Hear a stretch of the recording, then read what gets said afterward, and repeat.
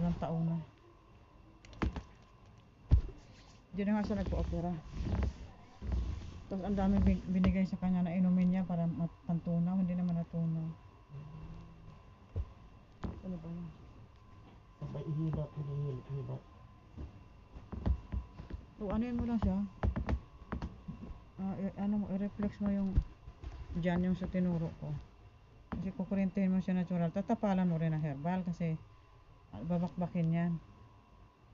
Paliliitin, higupin. Kasi mamatay yung bakterya. Binayan din ang bakterya yan eh. May laman siya tapos nagkalaman.